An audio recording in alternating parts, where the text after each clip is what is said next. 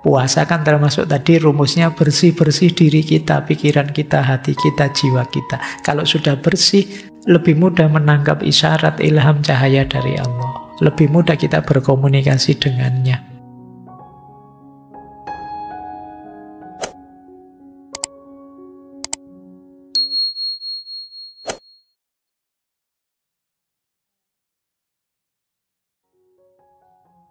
Assalamualaikum warahmatullahi wabarakatuh. Puasa itu adalah bagian dari keberadaan saya. Seperti mata. Ya, ini kalimat ini harus hati-hati membacanya. Saya bisa hidup tanpa mata misalnya, sebagaimana saya bisa hidup tanpa puasa. Jika mata berfungsi untuk dunia luar, puasa berfungsi untuk dunia batin. Maksud beliau begini loh. Mata kita ini kan sangat penting. Meskipun seandainya kita matanya terbatas atau sakit atau buta, ya kan tetap bisa hidup. Tapi kan dia sangat penting.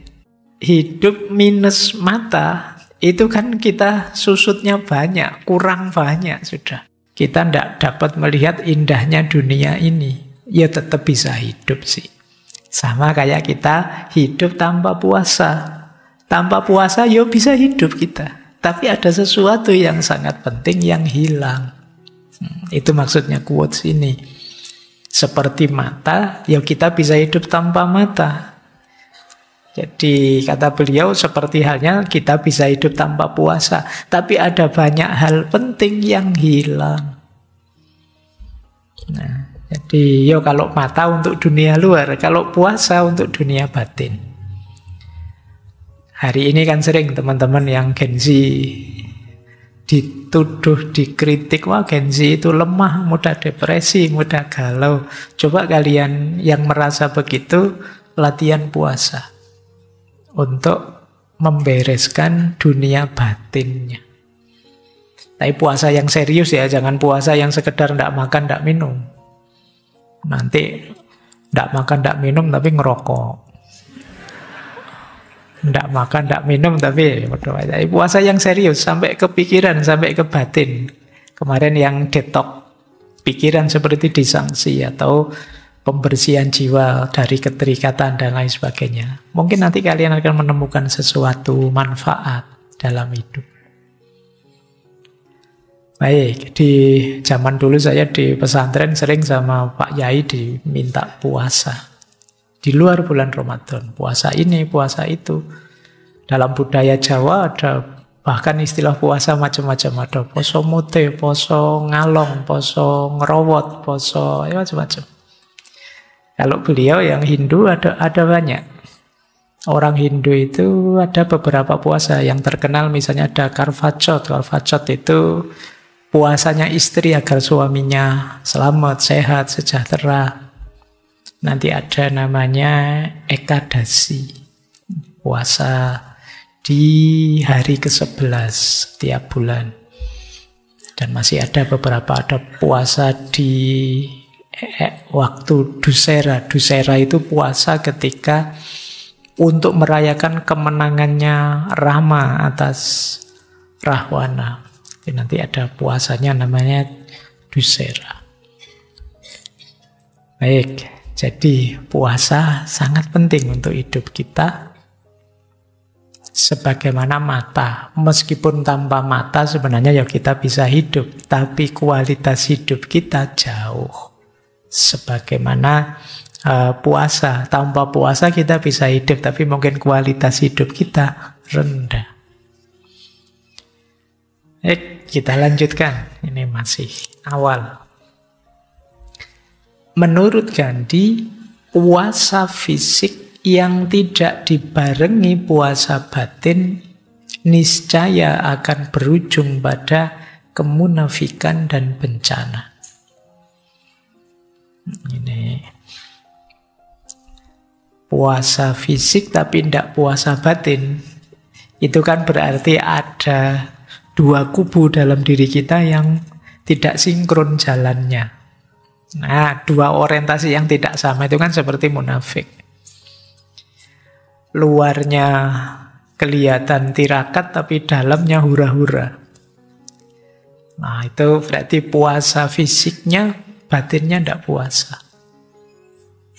Yo kayak kalian kadang-kadang kan puasa sih, tapi itu lemes di atas kasur, akhirnya buka YouTube, buka TikTok yang begitu-begitu, buka itu batinnya tidak puasa.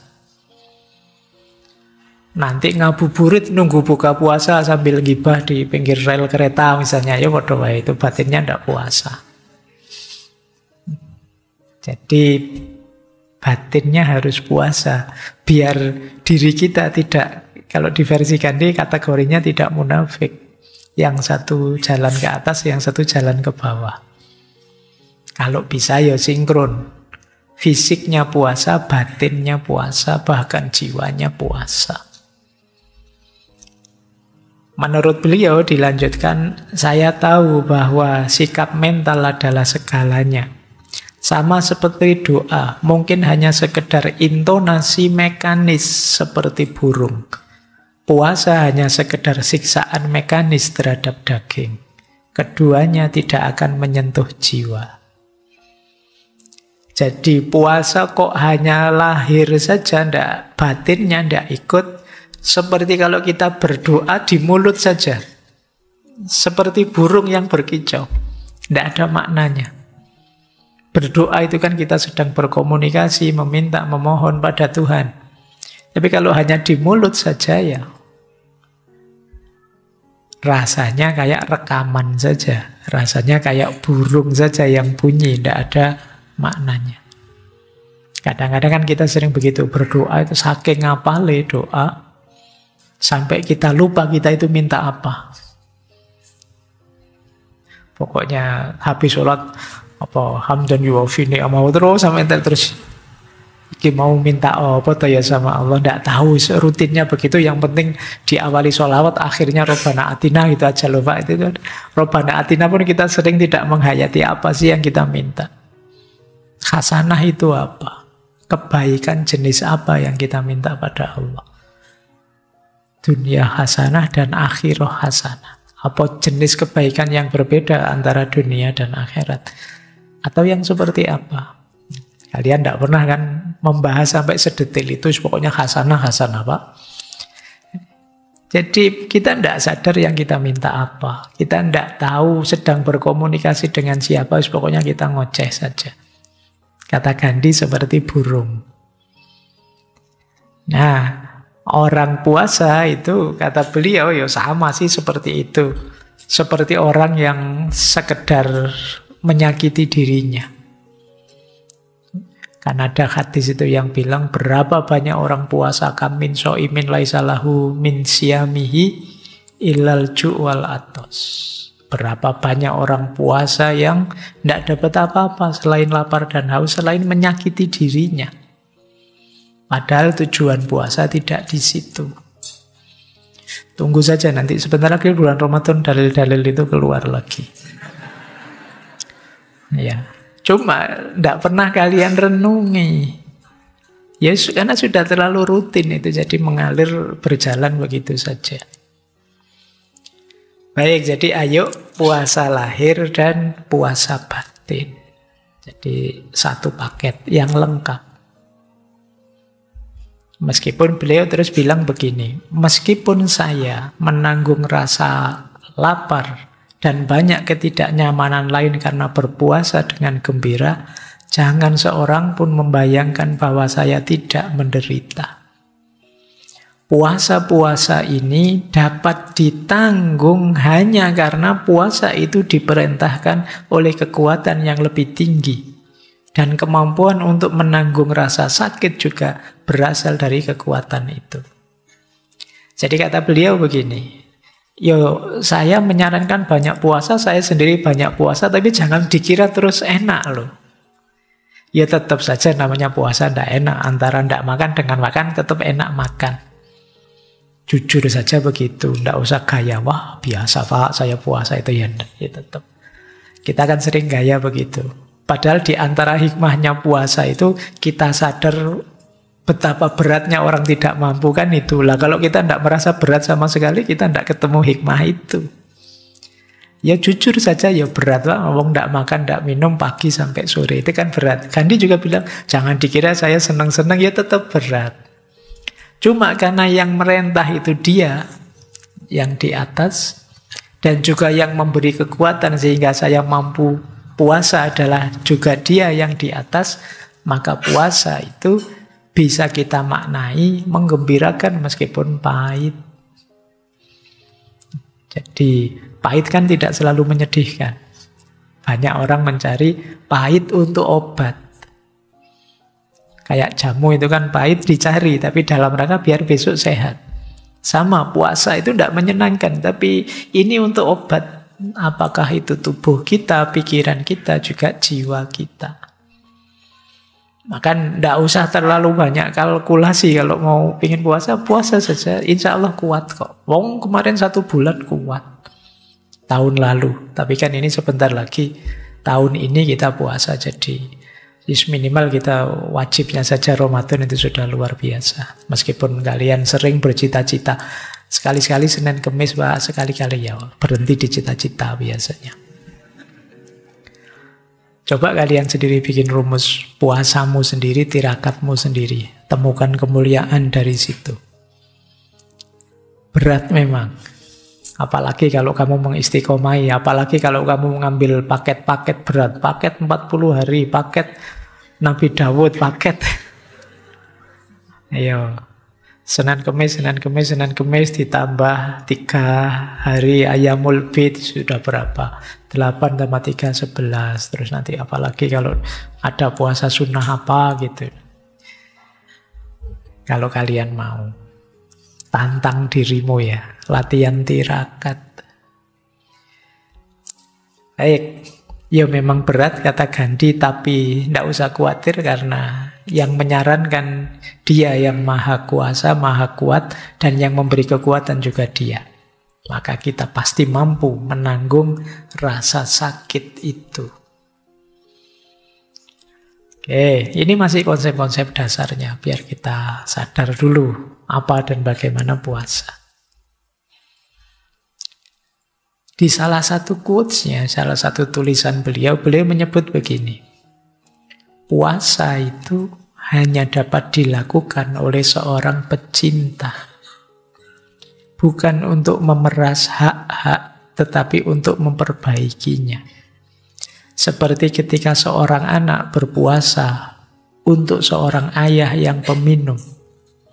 Juga puasa saya di Bombay dan kemudian di Bardoli adalah seperti itu. Saya berpuasa untuk memperbaiki katakanlah Jenderal Dyer yang tidak hanya tidak mencintai saya, tapi juga menganggap dirinya musuh saya. Jadi ini ada Jenderal Dyer, ini Jenderal Inggris, yang itu terkenal sekali di peristiwa namanya pembantaian Amritsar. Ya, pembantaian Amritsar itu saat itu ada unjuk rasa, demo terhadap penjajah, sekitar 20 ribuan orang. Karena Jenderal Dyer ini merasa terancam, terus beliau memerintahkan ditembaki saja semua orang demo itu, tanpa peringatan. Korbannya 400-an orang. Tewas, ribuan luka-luka saat itu. Dan itu yang kemudian Gandhi melakukan protes-protes. Sampai kemudian Jenderal Dyer ini menganggap Gandhi musuh besarnya. Nah, di antara prosesnya Gandhi dengan puasa. Tapi seperti saya bilang tadi, puasa-puasa yang dilakukan oleh Gandhi termasuk untuk memprotes, itu sebenarnya dasarnya bukan kebencian, tapi cinta. Yang bisa puasa seperti ini, itu hanya orang-orang pecinta. Ya, beliau mencontohkan seperti seorang anak yang mempuasai bapaknya yang pemabuk. Ini bapak saya tiap hari mabuk, dinasehati mesti tidak didengar, wong saya cuma anak. Saya doakan saja sambil saya puasai. Nah, ini strateginya para pecinta puasa. Tapi nanti jangan kalian, wah kamu ngincer siapa tak posoni. Itu di luar tanggung jawab saya ya kalau ada yang begitu. Tapi itu strategi untuk meluluhkan hati. Kadang-kadang kan kita sulit. Gimana ya caranya menyadarkan, gimana ya caranya biar dia jadi baik lagi. Dinasehati tidak bisa, diapain tidak bisa. Kita sering lupa jalan terakhir ini, didoakan, dipuasai. Puasa itu berarti bukan kok terus kita mempuasai dia begitu, tapi kita dengan puasa kita lebih dekat dengan Tuhan, kita lebih dekat dengan Allah. Ketika kita lebih dekat dengan Allah, mintalah. Jadi puasa kan termasuk tadi rumusnya bersih-bersih diri kita, pikiran kita, hati kita, jiwa kita. Kalau sudah bersih, lebih mudah menangkap isyarat ilham cahaya dari Allah. Lebih mudah kita berkomunikasi dengannya. Berdasarkan medsos Indonesia ini kok tambah ruwet ya Pak, ya puasalah. Kamu mau tidak sekali-sekali puasa untuk Indonesia? Mendoakan bangsa kita, wong ini rumah kita semua. Nah coba begitu, biar jadi anak baik. Baik ya, jadi ini rumus kata beliau, puasa para pecinta yang bisa melakukannya. Makanya beliau punya rumus begini. Saya percaya bahwa tidak ada doa tanpa puasa dan tidak ada puasa sejati tanpa doa. Kenapa begitu? Doa mengarahkan puasa dan puasa membuka ruang bagi doa. Ini berarti puasa itu sebenarnya ihwal pendekatan kita pada Tuhan. Jangan sampai kita puasa tanpa doa. Puasa tanpa doa itu kata Gandhi, puasa yang sekedar pengorbanan fisik. Harusnya puasa itu jadi sarana meningkatkan spiritualitas kita. Jadi mari berpuasa dengan tujuan lebih dekat pada Allah. Itu yang dimaksud puasa dan doa. Jadi jangan sampai kita berpuasa lupa berdoa. Puasa lupa berdoa itu puasa tapi tidak tahu kenapa kok puasa, tujuannya apa puasa, ini namanya puasa lupa berdoa. Atau berdoa lupa puasa.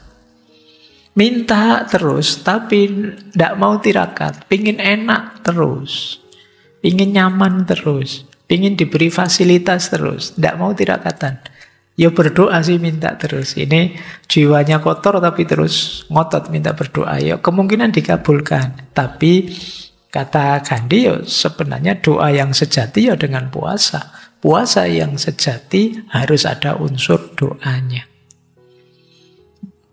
Kalau di kita kan doanya orang puasa itu makbul. Apalagi doa sebelum buka puasa. Itu mesti makbul karena setelah itu kamu langsung buka puasa. Jadi itu salah satu perilaku kita yang paling terpuji dan tepat waktu. Kita kan sering dikritik orang Indonesia itu sering lelet, sering terlambat. Undangan jam 8 mulainya jam 9. Tapi satu-satunya yang kita on time hanya itu. Buka puasa. Itu layak dipuji kalau sudah itu ya. Baik ya, jadi ini hubungannya puasa dengan doa. Jadi puasa itu jangan lupakan unsur doanya. Ya doanya orang puasa makbul, tapi kita sering semangat sekali puasa, unsur doanya hilang, maksudnya lupa dengan Allah. Lupa Allahnya. Lebih fokus ke tidak makan, tidak minumnya. Padahal puasa itu kan bagian dari kendaraan kita, jembatan kita untuk lebih dekat kepada Allah. Baik, jadi itu tadi yang saya jelaskan, mungkin kita sebut hakikatnya puasa. Menurut beliau ya, Mahatma Gandhi. Ya beliau memang seorang spiritualis, gelarnya Mahatma. Mahatma itu Maha Atma, orang yang jiwanya besar. Jiwanya agung. Kalau di India kadang beliau dipanggil Bapu. Bapu itu bapak, ayah, ayahanda kita semua. Itu bagi orang India. Oke, nah sekarang kita masuk ke tema kita. puasa untuk strategi perjuangan, puasa anti kekerasan. Baik, kita baru mulai masuk materinya. Ada kalimat yang menarik dari beliau. In a gentle way, you can shake the world. Dengan cara yang lembut, engkau bisa menggoncangkan dunia. Jangan dikira menggoncangkan dunia itu harus cara keras, harus teriak-teriak, harus melakukan hal-hal yang bombastis yang enggak. Kata Gandhi, in a gentle way you can shake the world. Dengan cara yang lemah lembut, engkau pun bisa mengguncangkan dunia. Nah, jadi teman-teman cek dirinya masing-masing, kalian tipemu tipe apa. Kalau bisa ya cari jalan yang gentle saja. Karena kadang-kadang jalan gentle itu lebih mengguncangkan. Jalan lemah lembut itu lebih menggetarkan.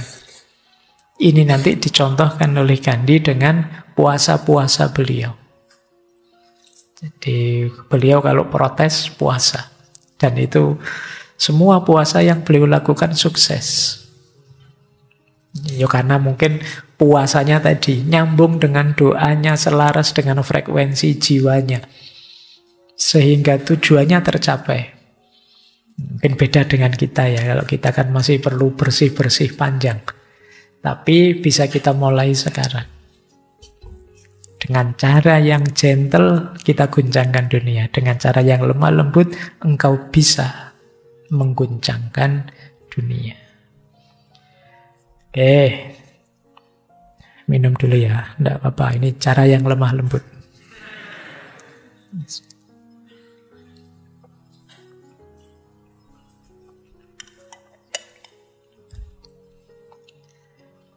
Kita lihat, ada beberapa momen puasa beliau yang terkenal.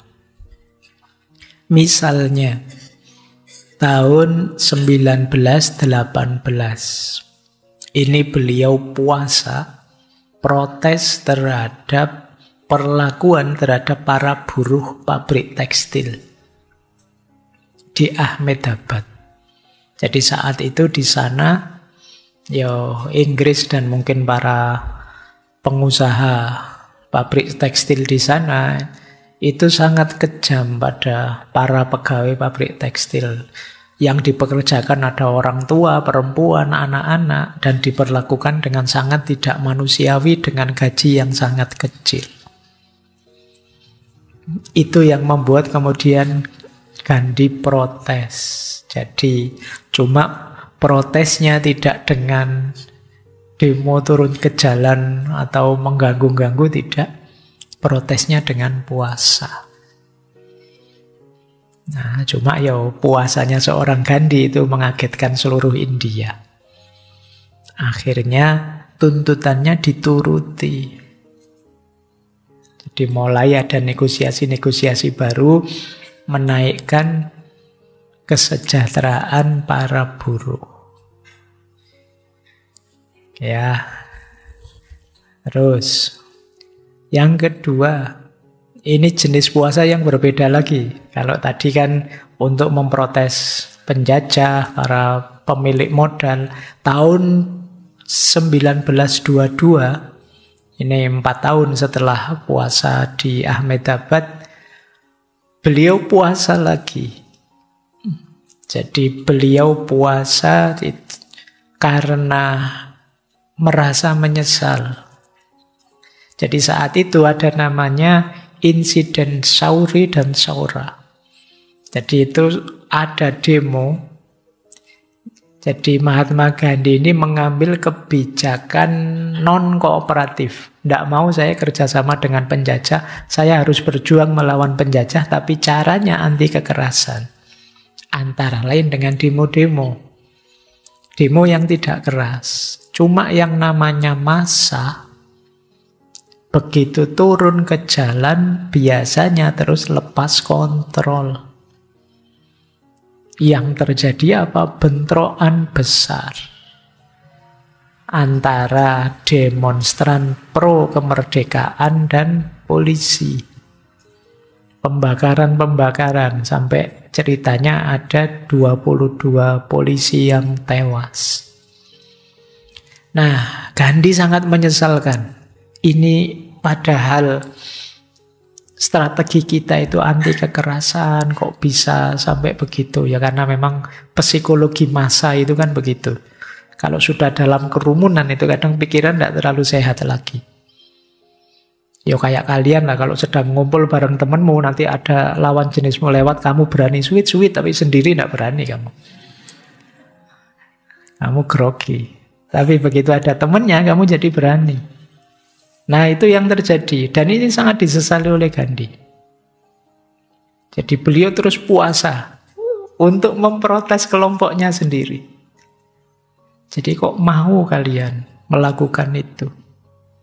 Jadi akhirnya gerakan pro kemerdekaan yang non kooperasi tadi dipending sementara oleh Gandhi. Beliau puasa untuk menunjukkan saya menyesal.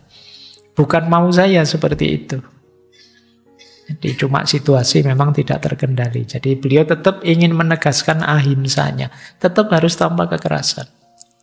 Nanti ada alasannya sendiri.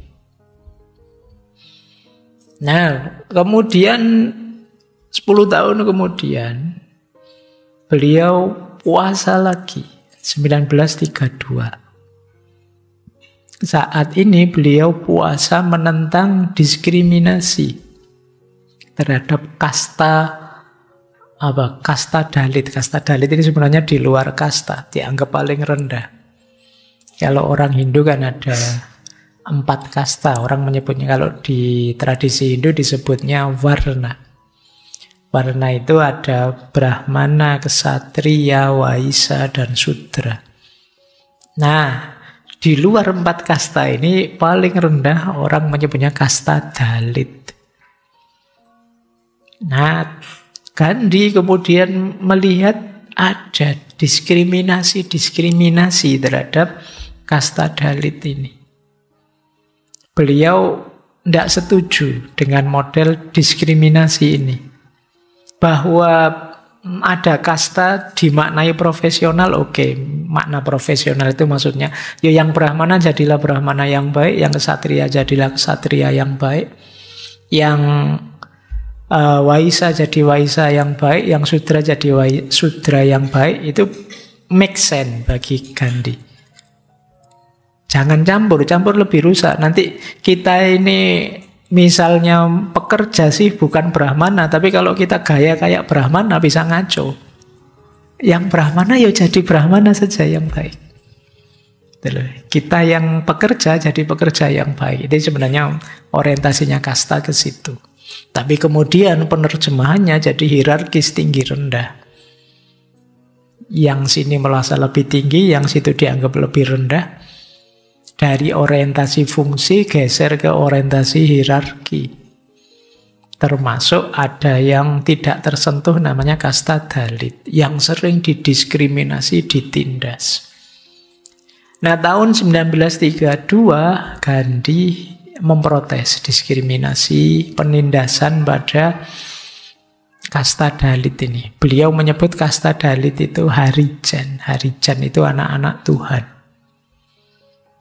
Jadi meskipun oleh orang dianggap kasta paling rendah, oleh Gandhi disebut anak-anak Tuhan. Dan dari situ nanti setelah 6 hari puasa, akhirnya disepakati Pakta dari Puna, yang di situ terus memberi hak bahkan pada orang-orang Dalit ini untuk pemilihan dan juga perwakilan dalam pemerintah. Jadi ini beliau puasa. Jadi macam-macam puasa beliau. Kalau sedang punya keinginan, punya perjuangan, beliau mengiringinya dengan puasa. Kemudian protes juga beliau 43. Kalau ini sudah perjuangan melawan Inggris. Sudah. Itu ada namanya Quit India Movement. Ini gerakan mengusir Inggris. beliau juga puasa. Selama 21 hari beliau puasa. Ditambah 9 sudah Ramadan 1 bulan. Tapi ini puasa juga beliau. 47 beliau puasa lagi. Kalau ini agak ngeri. Era ketika terjadi pemisahan India-Pakistan. Jadi orang-orang karena gegeran terus tidak bisa rukun, akhirnya yang Hindu dan Sikh tinggal di India, yang Muslim pindah ke Pakistan. Dan ini terus terjadi banyak sekali konflik kekerasan. Dulu saya pernah nonton film yang judulnya Train to Pakistan. Oh, itu memang ngeri anunya ya. Cuma ya film ada dramatisasi. Tapi peristiwa era itu memang berdarah-darah. Jadi konflik yang keras sekali antara Muslim dan Hindu. Nah, di situ kemudian Gandhi mendeklar, saya akan puasa dan tidak akan berbuka sampai kalian berdamai. Nah, karena yang melakukan puasa ini seorang Gandhi, pada akhirnya terus bisa reda kerusuhan itu. Meskipun masih rentan pecah. Sampai tahun 48 masih banyak terjadi konflik gegeran antara Muslim dan Hindu. Kemudian Gandhi mendeklarasi untuk puasa lagi sampai kalian benar-benar damai. Nah, terus tanggal 13 Januari 48 sukses. Tapi 12 hari kemudian beliau tewas ditembak tanggal 30 Januari 48. Yang menembak namanya Nathuram Godse. Ini dari kelompok nasionalis Hindu. Dia merasa Gandhi terlalu memihak pada kelompok Muslim. Makanya terus ditembak. Baik ya, ini gambaran. Tapi puasa-puasa Gandhi ternyata ya sukses. Bagaimana puasa bisa jadi senjata. Puasa ya, tidak sekedar mogok makan. Ada bedanya. Jadi kalau itu puasa, ada unsur spiritual mentalnya. Tidak sekedar berhenti makan. Baik. Kita lanjutkan. Kita lihat ya, kenapa beliau lebih memilih strategi puasa yang tanpa kekerasan. Ini reasoningnya tidak sekedar beliau asal saja. Ada beberapa pertimbangan. Yang pertama, dengan tanpa kekerasan lebih aman. Kenapa? Karena diakui atau tidak, kekuatan kolonial Inggris jauh lebih powerful. Kalau ditabrak dengan keras, pasti kalah. Jadi, kalau diserbu misalnya dengan kekerasan, kita pasti kalah dan ada alasan bagi pihak Inggris untuk menghabisi, membantai mereka. Tapi kalau strateginya puasa, lebih aman. Kalau hanya puasa dan duduk-duduk saja protesnya, itu ya sulit Inggris bertindak. Kalau dia macam-macam sama yang sedang duduk-duduk puasa, dia bisa diserang oleh dunia internasional. Jadi, maka lebih milih puasa. Kalau diserang ya kalah tetap. Itu loh. Ya kayak kita kan zaman dulu berjuang mati-matian pakai bambu runcing ya. Tapi ya kalah kita. Karena ya kalah powerful, persenjataan dan lain sebagainya. Maka Gandhi dari titik ini mungkin lebih cerdas. Yang kedua, tadi sempat saya singgung, puasa ini satu praksis religius yang ada di hampir semua agama. Jadi berarti dia ini punya power spiritual yang universal. Dengan puasa ini lebih gampang menyatukan orang. Sesuai tradisi religius masing-masing. Jadi karena semua agama ada, di semua agama puasa itu dianggap sesuatu yang mulia, ini strategi puasa ini bisa mempersatukan. Jadi membuat kompak. Ini alasan kedua. Alasan ketiga, puasa itu bisa menyentuh hati. Bisa menggugah kesadaran publik. Kalau kalian puasa bareng-bareng orang banyak, misalnya 1000 orang puasa bareng-bareng meskipun diam duduk, oh kalau hari ini mesti viral. Zaman itu ya mesti masuk TV, diketahui dunia internasional, di mana-mana orang sadar, kemudian oh ada yang harus diperjuangkan. Jadi itu strategi ketiga untuk menggugah kesadaran publik. Yang keempat, menurut beliau, kenapa harus anti kekerasan? Ya karena kekerasan itu bersiklus, berputar. Kita itu kadang salah, tapi kalau kita dimaki orang, ya rasanya pengen bales miso. Kenapa? Kekerasan itu biasanya bersiklus. Jadi tidak kok ini orang jahat terus harus kita basmi begitu disuami selesai, enggak. Ini mesti nanti dia pengen balas lagi. Kalau dia punya power dia akan fight back lagi dan seterusnya. Maka lebih aman jalur anti kekerasan. Menurut beliau tindakan kekerasan itu apapun tujuannya pasti destruktif. Kalau sudah destruktif akan ada siklusnya. Jangan lupa dalam tradisi Hindu kan ada namanya karma, hukum kausalitas tindakan. Proses kekerasan ya akan membuahkan kekerasan. Kalau sejak prosesnya negatif, ya hasilnya pasti juga negatif.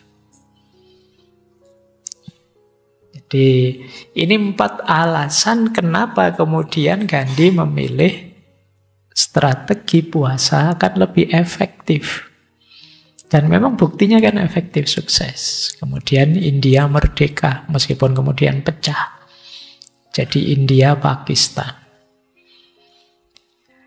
Jadi ini alasan beliau. Makanya beliau bilang, kata beliau begini, saya menolak kekerasan.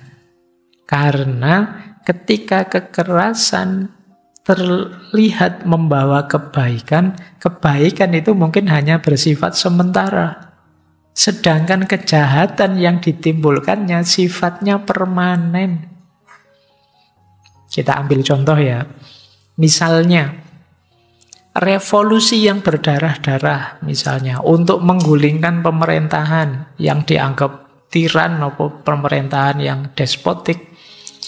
Mungkin ada kebaikannya karena pemimpinnya yang tiran tadi berhasil disingkirkan. Tapi biasanya setelah pemimpin tiran ini tersingkir, terus ada konflik baru. Siapa yang harus ganti? Kadang si tiran ini kemudian menggalang kekuatan lagi untuk fight back, untuk kembali ke kursi kekuasaannya. Terus perlu ada pemimpin baru yang lebih otoriter. Kalau di Karl Marx itu kan setelah kaum proletar menang itu mesti nanti ada namanya diktatoriat proletar.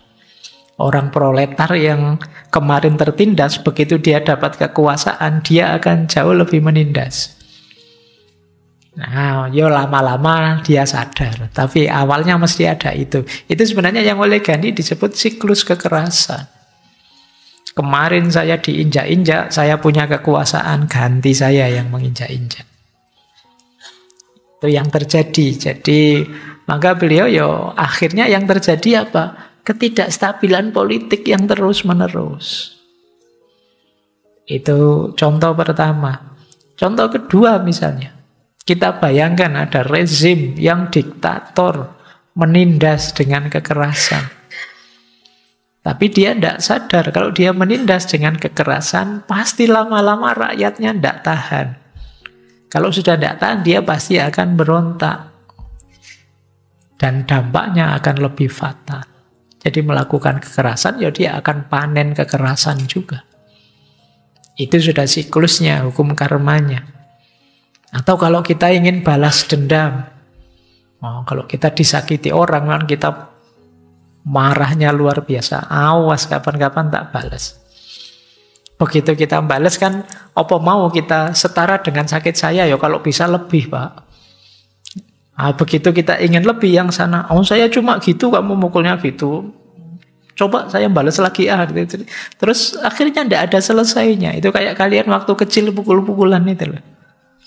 Itu kan ingin balas-membalas tidak ada ujungnya. Itu yang disebut siklus kekerasan, kata Gandhi. Jadi di antara sunnatullahnya hidup itu ya, kalau kita menanam kekerasan, panen kekerasan.